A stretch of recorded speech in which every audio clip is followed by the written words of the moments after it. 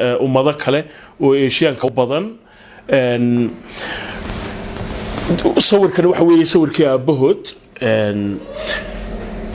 jaamac colow waxaanay haystaan sawirro aad u fara badan oo qoyskooda hore ah inkastoo qaar fara badan oo ay tuseen aanay garanaynin cid ay yihiin.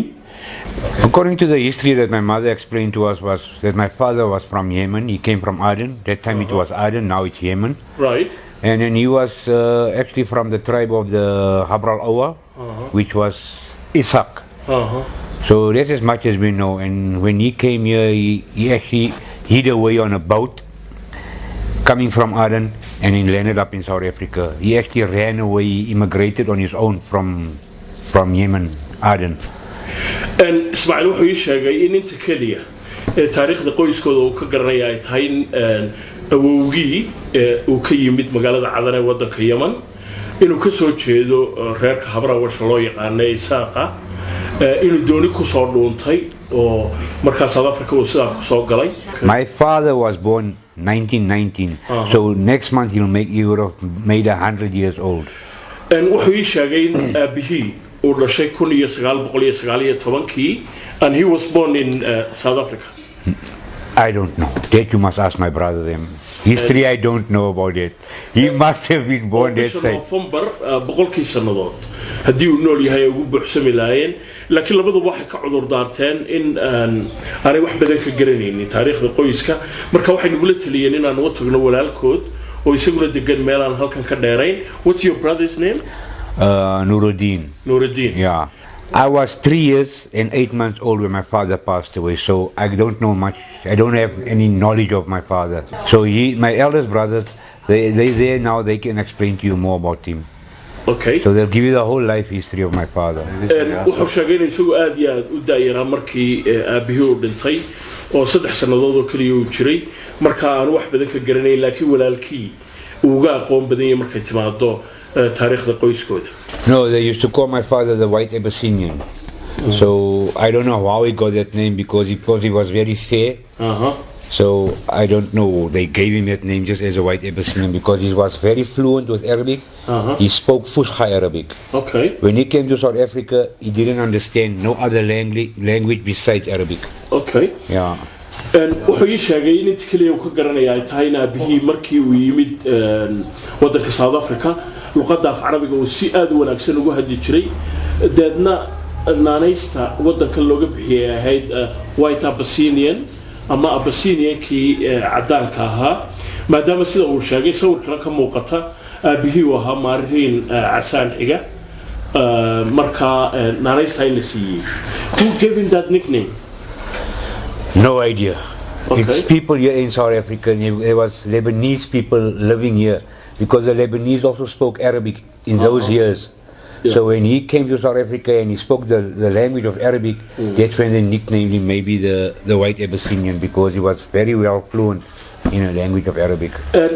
wuxuu yidhi waxaan u malaynayaa in naanaysta ay u bixiyeen dad Lubnaani ah oo wadanka South Africa joogi jiray maadaama uu af Carabeedka si wanaagsan ugu hadlayay aadna uu nin Maariin Casaan xiga ahaa inay markaa iyagu bixiyeen baa laga yaabaa guudi laakiin ma hubo. Cabdisalaan waxa jira ninka dhalay ninkan Jaamac Colow buu ahaa Colow baa halkay waxa yimid maxaa aabihii markii uu yimid naag malay uu guursaday wiilkan ay dhashay wiilkan waxay kolka dhashay wuxuu u diray Yaban high school buu kaga baxay high school markii uu kaga baxay adeerkii bay isku xanaaqeen adeerkii intuu saxaro geeyay ayuu yidhi ha ku cuna bahalku ninka loo friend yahay marka wiilkii ka ayaa soo kiciyay aabihii u soo diray odaygii halkan jooga naag kala guursaday naagtiina ay laba wiil u dhasho maanta ay ku dhaqan yihiin wadanka kadib sidaas uu Carabiga ku yaqaanina wuxuu ahaa xagga wax ku bartay laakiin South Africa ku dhashay uu ahaa hooyadiina waxay qabiilkan la yiraahdo Maleeshiyaanka ummadan la yiraahdo Maleeshiyaanka marka sidaas uu aabihii ahaa muu ku soo dhuuban markab maxay dhahdeen South Africa ku dhashay hooyadii la furay waxa odaygu marka hadana laba naakal uu guursado malay ah laba wiilba u dhashay marka sidaas ay u yihiin maxay dhahay laba bahood laba wiil oo kale aan jira maamadan marka waxay dhashay 10 wiil iyo khayruun gabadh la yiraahdo hal gabadh marka groupkan waa hooyo aab waa isku aab 10 wiil iyo gabadha Amina Maxamuud Suldaan waxay taariikhdan iyadu ka soo guurisay oo u sheegtay nimankan Ismaaciil iyo Maxamed hooyadood sida marka iyagu ay qabaan aabahood dooni kuma soo dhoomanin Amina taariikhda sax ay noo sheegtay wadankan uu ku dhashay deedna cadan buu tagay markii dambe ayuu dib deedna ugu soo laabtay wadanka South Africa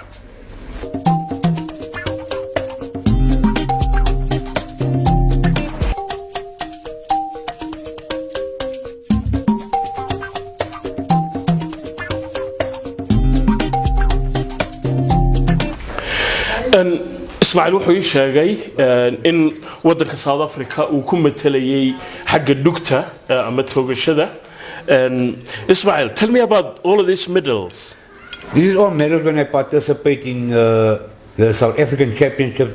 There's 3 SA Championships held a year, so I attend all 3 and then what happens is if I finish first place I get a gold medal, if I finish second place I get a silver, if I finish third place I get bronze. So I've got so many medals, I started throwing them in a bag because I don't know where to hang them anymore. So to me a medal is just a medal, I give it to the grandchildren to play with. So at the end of the day, like example for this one medal, this is the Africa Champs. Africa Championship. The whole Africa Champs. Okay. And like you can see there in 2008, I participated in the world shoot. The whole world took place in the competition.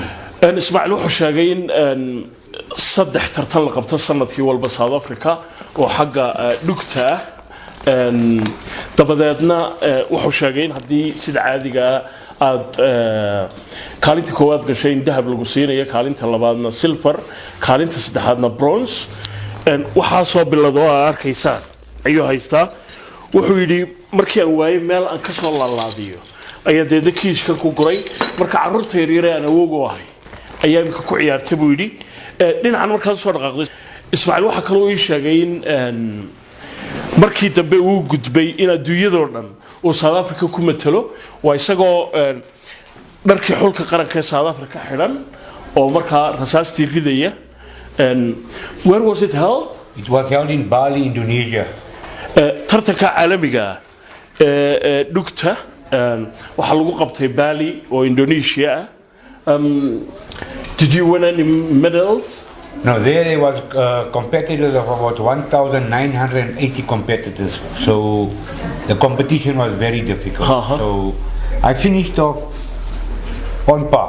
Okay. So, but the only thing there I didn't get a medal. Ismaaciil wuxuu sheegay in tartanka caalamiga ah ee Bali lagu qabtay ay ka soo qayb galeen